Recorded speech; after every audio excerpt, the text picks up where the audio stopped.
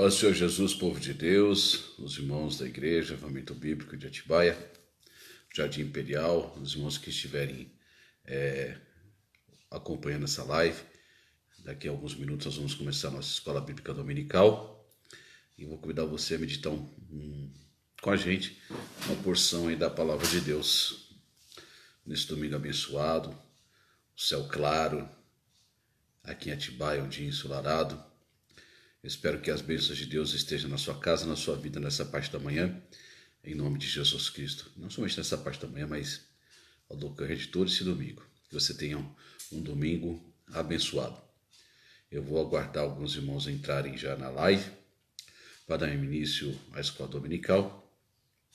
Lembrando que, por motivo da quarentena, que nós estamos fazendo um recurso de estarmos transmitindo os nossos cultos, a mensagem da Palavra de Deus, a classe da Escola Bíblica Dominical, através das mídias sociais, em respeito à orientação do governo municipal, do governo estadual, do governo federal também.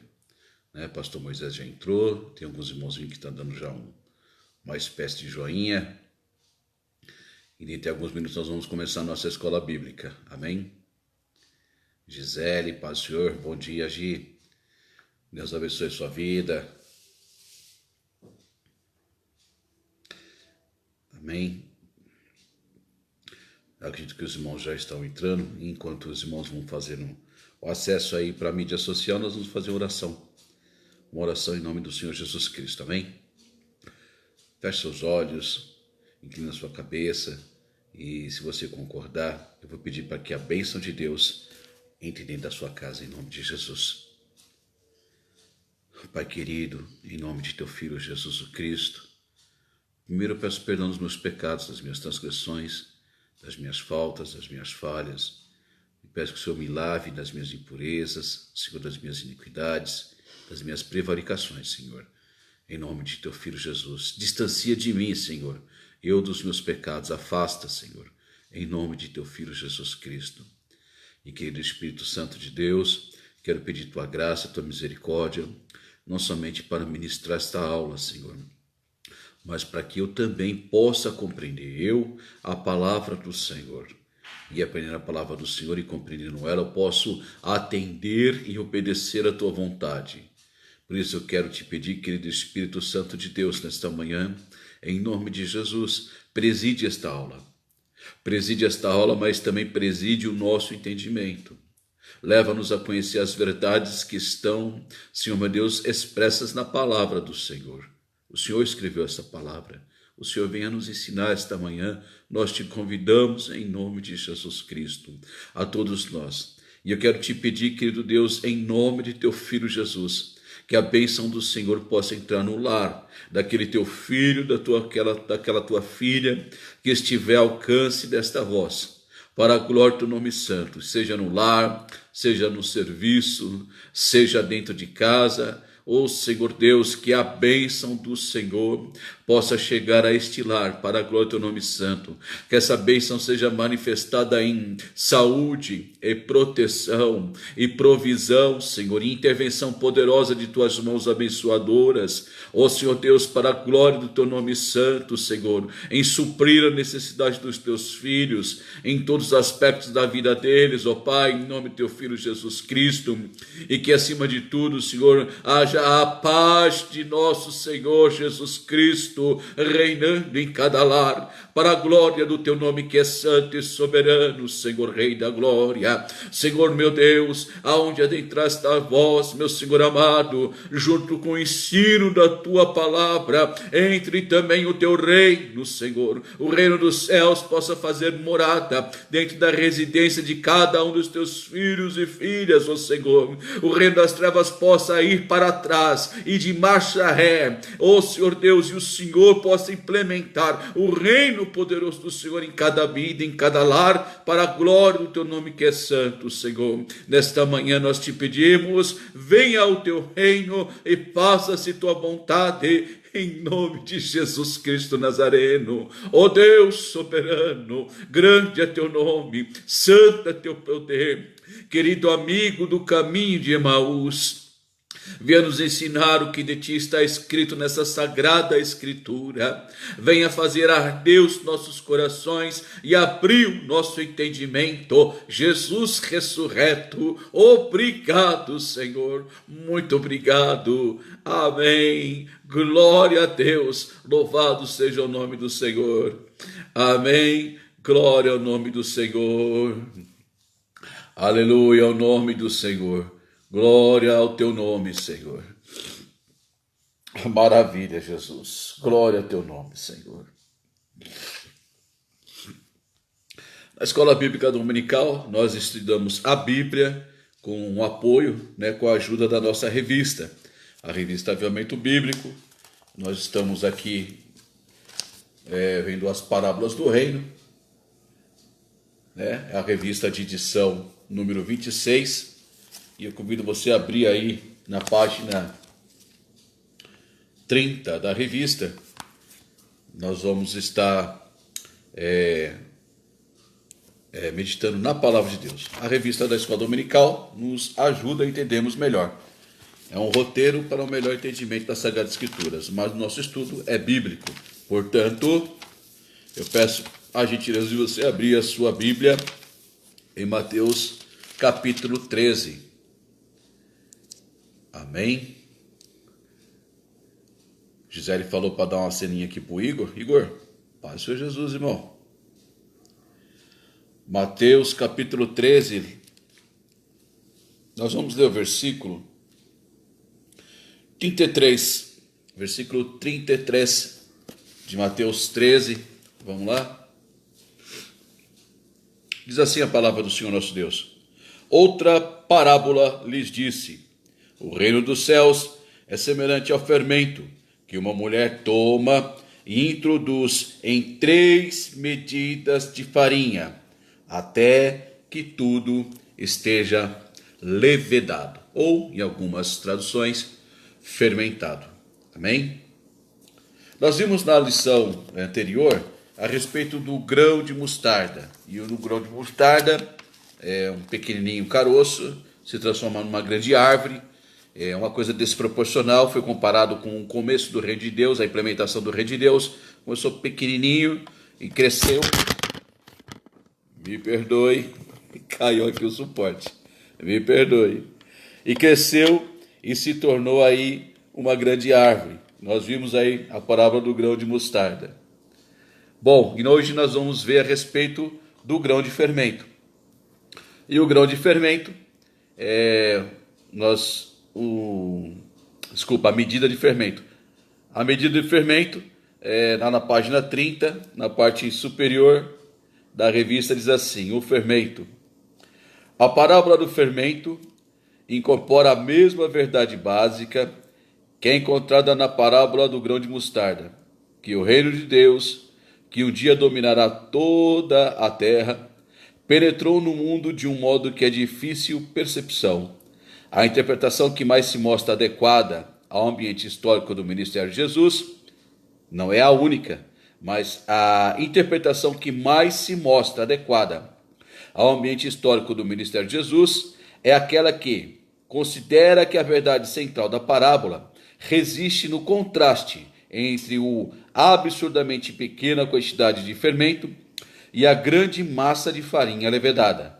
A parábola do fermento ensina que o reino, subentendido o reino de Deus, um dia prevalecerá. Essa é uma interpretação da palavra de Deus. Concordo com essa interpretação, inclusive, lógico, mas não é a única. Nós vamos ver um segundo tipo de pensamento durante a ministração da aula, O que nós vamos aprender hoje na parábola do fermento? O que nós vamos aprender? Nós vamos aprender que um dia o reino de Deus dominará toda a terra, como foi ensinado aí na parábola do grão de mostarda. Então, a parábola do fermento e o grão de mostarda tem ensino correlato, paralelo, São complementares um no ensino do outro. Na essência da interpretação das duas parábolas, nós vamos estar aí vendo que fala na mesma temática, vamos falar assim. Segunda coisa que nós vamos aprender é que o reino de Deus ele foi implementado com Cristo. Jesus falou para os fariseus uma certa oportunidade a respeito do reino, e o próprio Senhor Jesus falou assim: ó, o reino de Deus está na frente de vocês, está bem na frente de vocês. Era ele mesmo, Jesus Cristo. Passou para os apóstolos o reino de Deus, né? Quando Jesus fala a respeito da entrega das chaves para a igreja, representado lá por Pedro, e passou para os discípulos, passou para a igreja, vai crescer e vai dominar todo o planeta Terra, o reino de Deus. Tem uma sequência disso acontecer. Não é instantâneo, está acontecendo, mas nós estamos visto que isso vai realmente suceder, porque todas as profecias bíblicas estão se cumprindo, e essa também irá se cumprir. Bom, introdução. Na introdução, nós vimos aqui a respeito da parábola de fermento. É interessante que Mateus 13:33, na versão NVI, não diz 3 medidas. Eu fui procurar 3 medidas e todas as outras versões da Bíblia falam a respeito dessas 3 medidas. Mas afinal de contas, quanto que é essas 3 medidas? Na versão NVI, diz que é uma grande quantidade de farinha. Mas grande quantidade de farinha pode ser para mim um tanto e para você pode ser outro, né? Então o que acontece? Nós descobrimos através aí dos originais gregos que essas 3 medidas de farinha vem de uma palavra grego chamada sato, né? Da onde vem um prefixo aí de saturado, saturado, completo, cheio, mas vem do grego sato, e esse sato equivalia a 13 litros, 13 litros. Então 3 medidas é 3 vezes 13 litros, 13 litros vezes 3 medidas é 39 litros de farinha, aproximadamente entre 40 a 42 quilos de farinha.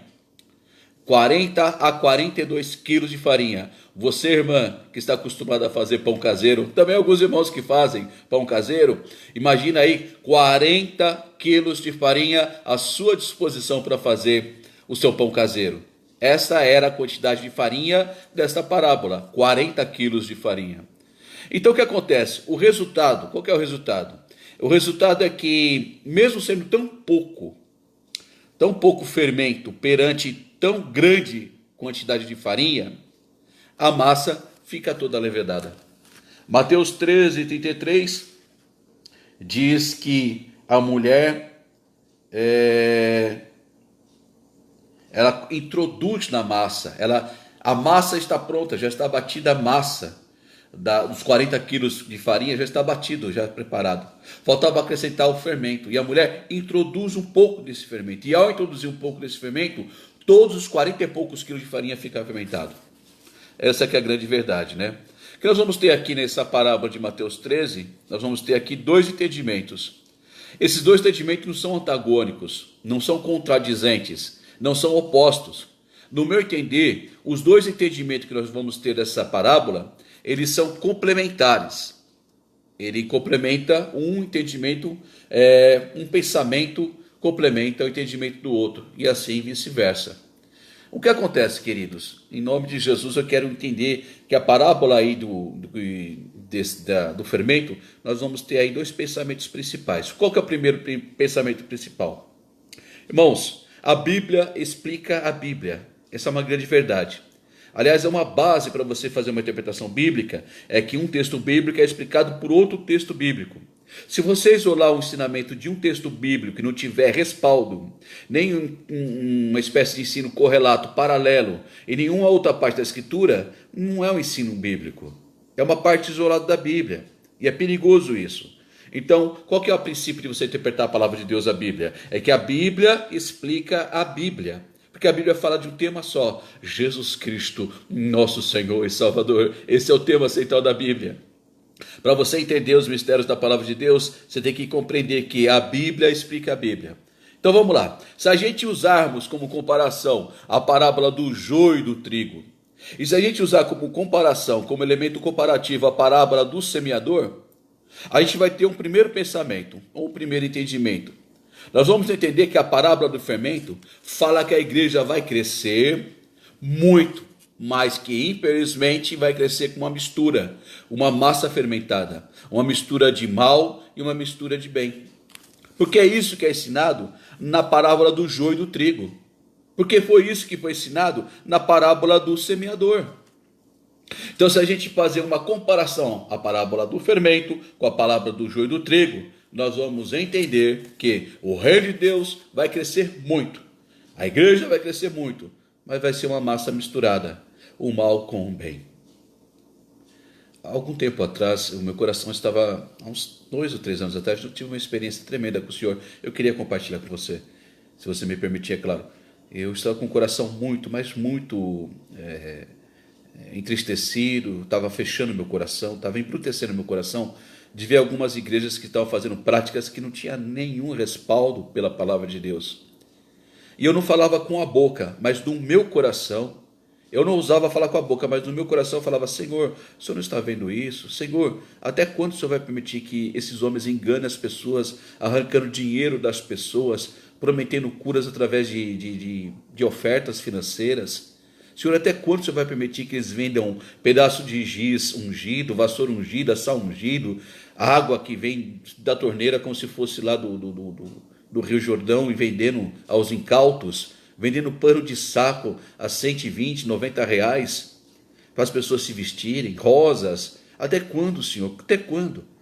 E um belo dia eu estava lá no meu quarto, com o notebook, assistindo uma pregação da Palavra de Deus, e a voz de Deus se fez ouvir no meu coração. E Deus falou: homem, meu coração disparou, fiquei tudo arrepiado.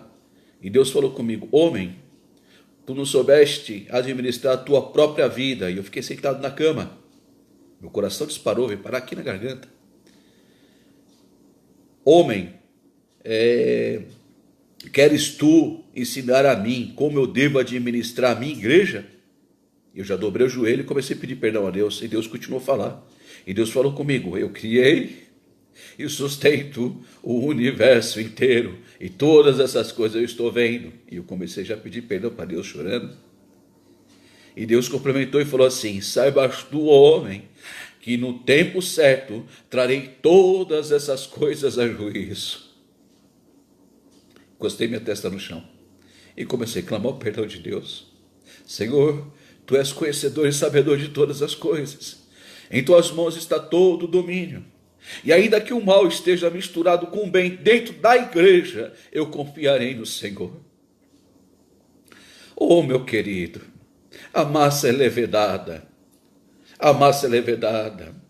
Infelizmente você vai encontrar 4 tipos de solos na igreja. Lembra da parábola do terreno?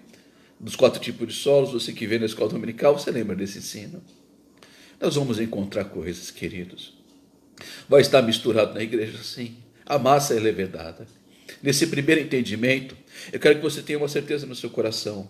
Olhe para o Senhor Jesus Cristo, Ele é perfeito. Olhe para o Senhor Jesus Cristo, nós vamos aprender isso na própria lição, porque Ele é a nossa Páscoa, e na Páscoa não tem fermento. Em Jesus não tem defeito nenhum. Olhe para aquele que é perfeito. Amém? Se você olhar para minhas imperfeições, vai desanimar a sua fé. Olha para a perfeição de Cristo, para você ser incentivado na prática da sua fé. Amém? Em nome de Jesus Cristo.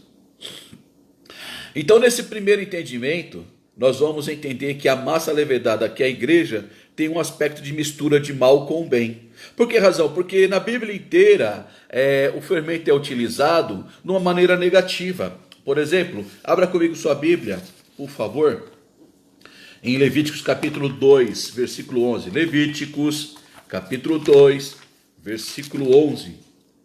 Você vai ver que fermento foi usado numa conotação negativa nesta passagem. Levíticos capítulo 2, versículo 11. Glória seja dada ao nome do Senhor Jesus Cristo. Levíticos capítulo 2, versículo 11 diz assim: nenhuma oferta de alimentos que ofereceres ao Senhor se fará com fermento, porque de nenhum fermento, nem de mel algum, oferecereis oferta queimada ao Senhor. Deus fala: você quer trazer uma oferta para mim? Traga, sem fermento. Eu não quero fermento na sua oferta. Pronto, acabou. Com exceção somente de uma oferta, todas as outras ofertas oferecidas ao Senhor Jeová, o Pai do Senhor Jesus Cristo, tinha que ser sem fermento. Então, a conotação aqui no fermento é negativa.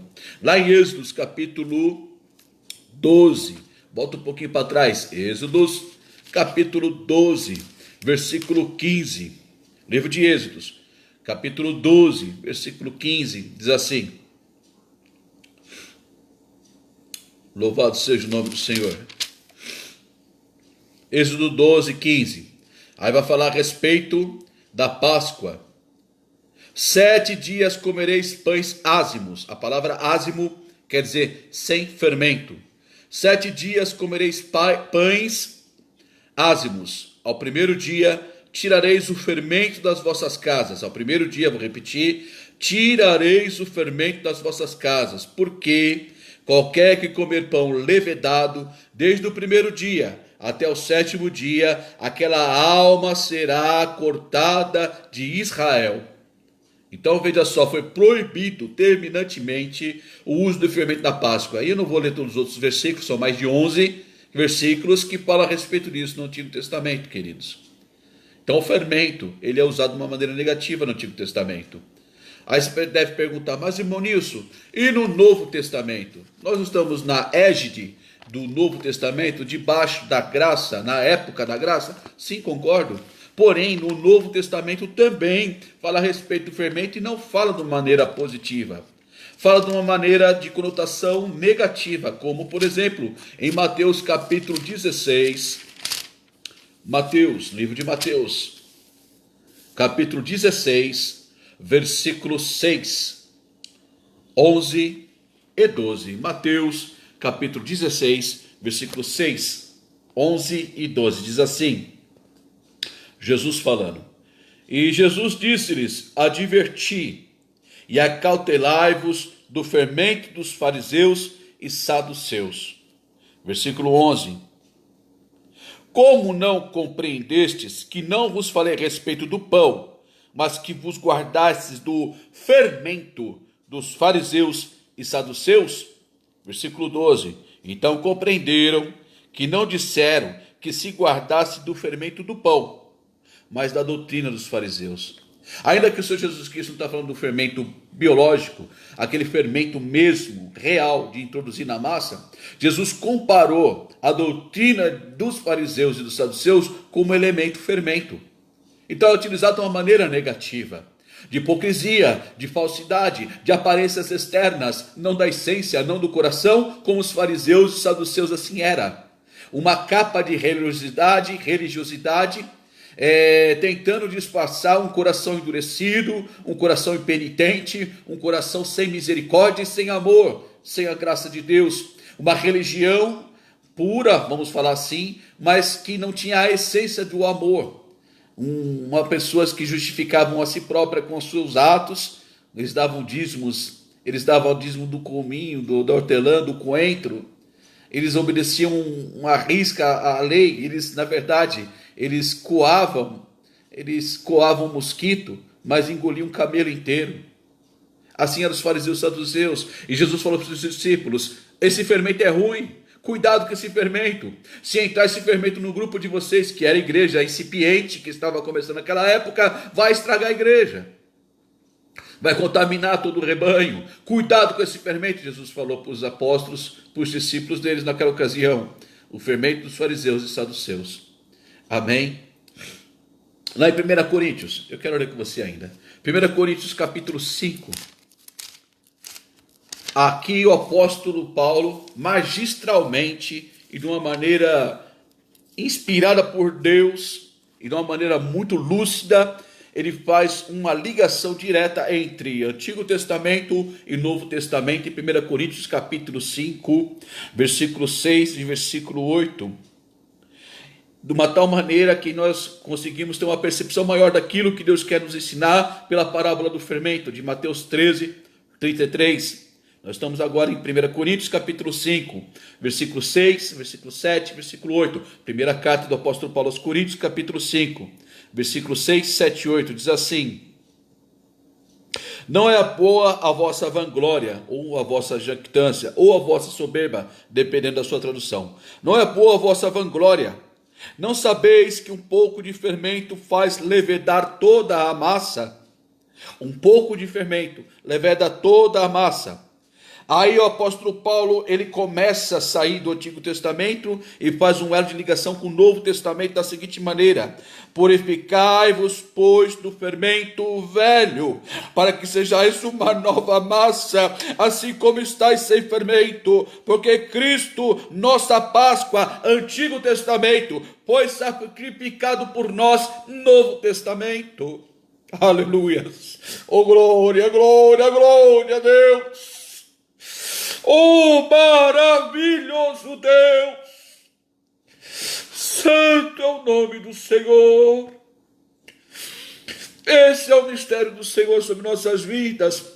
Que o Senhor permite que nós tenhamos uma nova identidade com Cristo. Somos novas criaturas. Assim, se quem está em Cristo, nova criatura é. As coisas velhas se passaram e eis que tudo se fez novo. Estamos debaixo de uma nova aliança, do novo concerto, do novo pacto, do novo testamento, baseado no sangue de Cristo Jesus, não mais na obediência das regras do Antigo Testamento, que ainda que ele seja válido para comportamento nosso, não é mais válido para nossa justificação, porque a nossa justificação é Cristo Jesus, morto e ressurreto. Glória ao nome do Senhor. Portanto, você participa de um novo momento de comunhão com Deus. Você vai participar agora também de uma nova lei. Jesus falou assim: uma nova lei eu dou para vocês. Amem os outros. Amem uns aos outros. Essa é a nova lei. Aleluia. Por isso você vai morar no novo céu. Por isso você vai ter um novo nome no céu. Por isso todo é novidade de vida para você, em nome de Jesus Cristo. Por que razão, querido? Porque Cristo não está mais ainda nas coisas velhas da Páscoa. Cristo é uma Páscoa nova. Aleluia! Glória ao nome do Senhor. Cristo é a verdadeira Páscoa. Purificai-vos, pois, do fermento velho, para que sejais uma nova massa, assim como estáis sem fermento, porque Cristo, nossa Páscoa, foi sacrificado por nós. E agora, versículo 8, por isso, façamos a festa, subentendida a festa da Páscoa, não com fermento velho, nem com fermento da maldade e da malícia, mas com os ázimos. Ázimos é coisa sem fermento, da sinceridade e da verdade. Aleluia, glória, glória, glória ao nome do Senhor, majestoso Deus, glória ao nome do Senhor, aleluia.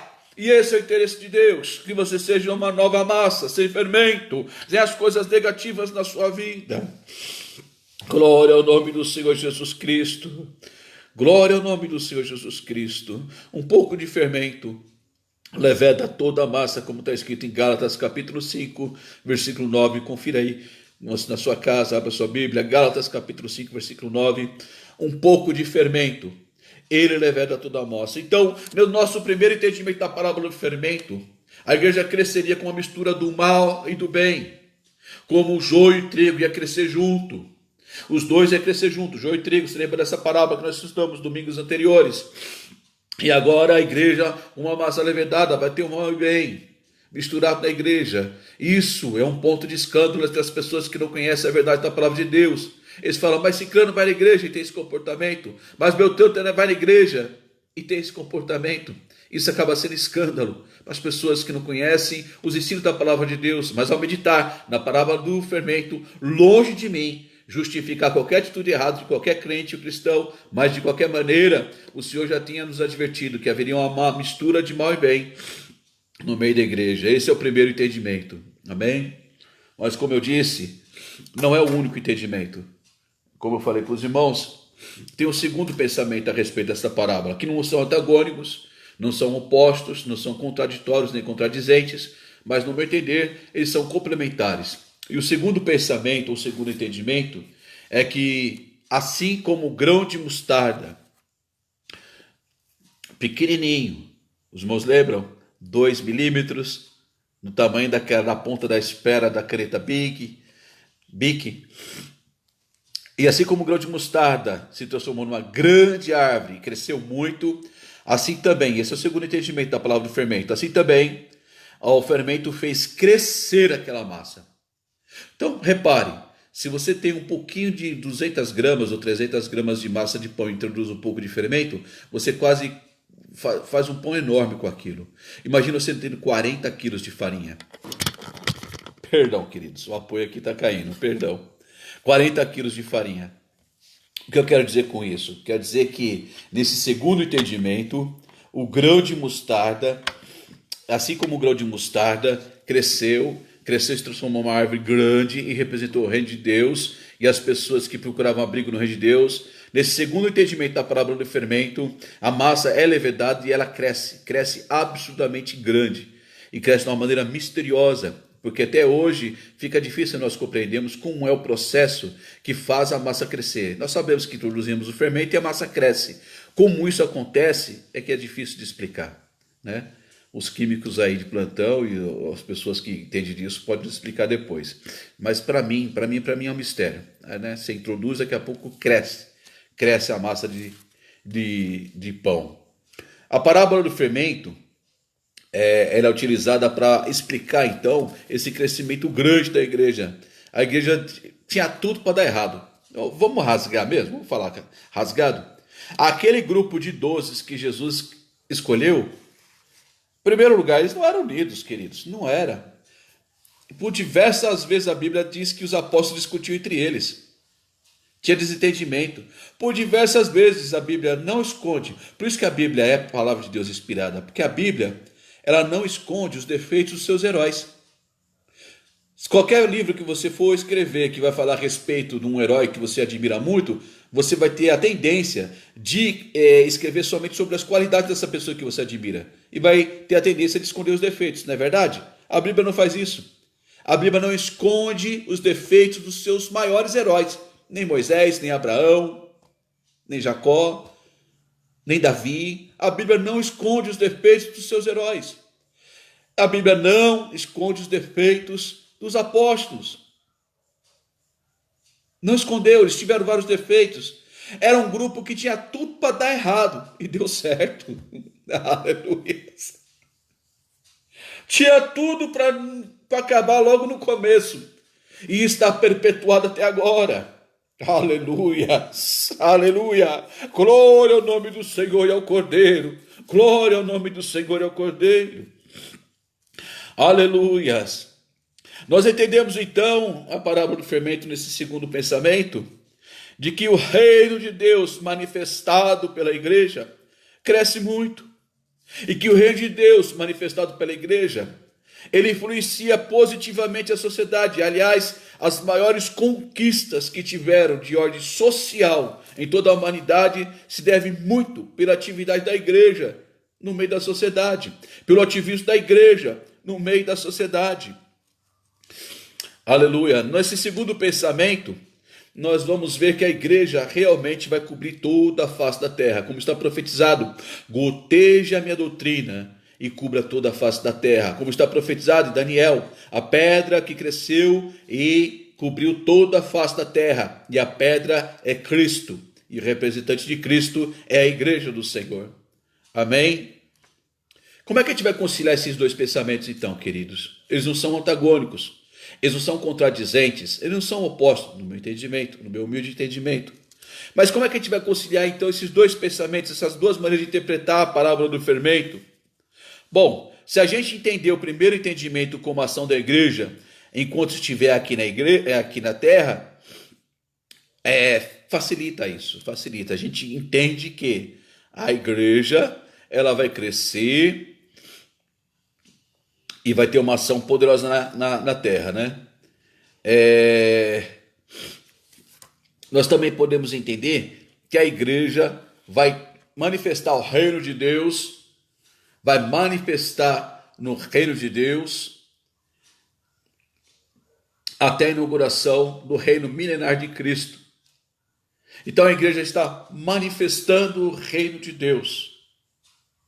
A igreja um dia vai ser arrebatada para os céus, ao encontro com o Senhor nos ares, numa bem-aventurada vinda do Senhor Jesus Cristo.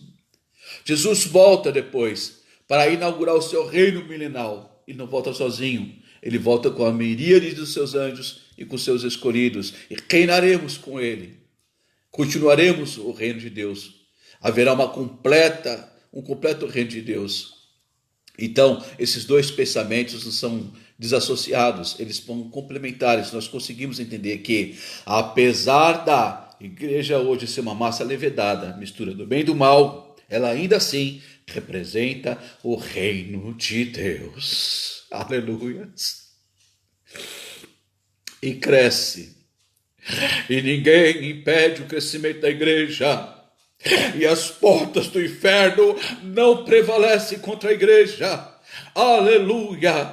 Vamos orar, querido Pai, em nome de Jesus Cristo, diante de Ti, no entendimento da Tua santa e poderosa palavra, Senhor. Venha o Teu reino e faça-se Tua vontade. Ajuda-nos, ó Senhor, a nos despir do fermento velho, Senhor, da malícia, da maldade, do fariseísmo, do saduísmo, Senhor, dos saduceísmos, em nome de Jesus Cristo, Pai amado, para que possamos com sinceridade, de verdade, Senhor, servirmos a Ti como uma massa nova, Senhor. Cristo Jesus, nossa Páscoa, foi sacrificado e está sem fermento. Oh Deus querido e amado, ajuda a Tua igreja a ser assim, então, para a glória do Teu santo nome. Oh Senhor Deus, e que possamos manifestar o reino do Senhor, a misericórdia que é típica do reino do Senhor, a bondade que é típica do reino do Senhor, Pai amado, o amor que expressa a verdade e a essência do reino do Senhor, meu Deus querido, a justiça, Senhor meu Deus, que é a marca do Teu reino. Pai querido e amado, faz isto acontecer sobre nossas vidas e abençoai, Senhor Deus, a vida de todos aqueles que estiveram participando desta live nesse momento, aqueles que vão assistir posteriormente, Senhor. Oh Pai querido, no nome de Teu Filho Jesus o Cristo, Senhor, faz uma obra tremenda no poder do Teu Santo Espírito, Senhor. Oh, recantereminias, tu comanapia facereminas. E calabia súria darabiacaia. Deus, em nome de Jesus Cristo e para agora Teu nome santo, Senhor, faz uma obra tremenda nos lares, ó Senhor, Rei da Glória, onde essa voz alcançou, Senhor. Concede que pela Tua graça e misericórdia o Seu reino seja implementado na vida desse Teu filho, dessa Tua filha que nos ouve, Senhor, Rei da Glória. Dissipa todas as trevas, abate toda a malignidade, Deus, em nome de Jesus Cristo, e com a vida do Teu reino, haja libertação, haja cura, no nome de Jesus Cristo, haja salvação, restauração, Senhor, provisionamento, Senhor, e a Tua intervenção poderosa esteja na vida desse Teu filho, desta Tua filha, Nabiassúria, Racantaia, Labiacai, Irianta, Labiacora, Massúria, Decomanábia. Ó Deus, em nome de Jesus Cristo, e para agora Teu nome santo, faz esta obra poderosa acontecer na ação e no poder do Teu Santo Espírito, ó Rei amado, e Senhor, glorifica o Teu nome santo, aleluia, glorifica o Teu nome sobre nossas vidas, em nome de Jesus Nazareno. Aleluia, o Cristo ressurreto, o Cordeiro Pascual perfeito, glória, glória, glória. Aleluias. Obrigado, Senhor, mestre querido. Aleluias. Glória a Deus. Glória a Deus. Amém. Queridos, obrigado pela participação. Eu não consegui responder algumas mensagens que os irmãos durante a live mandou pra gente, me perdoa. Os irmãos sabem que eu tenho dificuldade com essas tecnologias, né? Caiu 2 vezes aqui o suporte do celular, me perdoe. Mas que Deus abençoe sua vida, querido. Deus abençoe sua vida, meu querido irmão, minha querida irmã, em nome de Jesus Cristo. Saudade de vocês. Logo, logo estaremos juntos. Recebe um abraço do irmão Nilson, o ósculo santo do irmão Nilson, um abraço da irmã Vânia, em nome de Jesus Cristo. Amém? Deus abençoe. Fique na paz do Senhor Jesus Cristo. Até mais. Deus abençoe.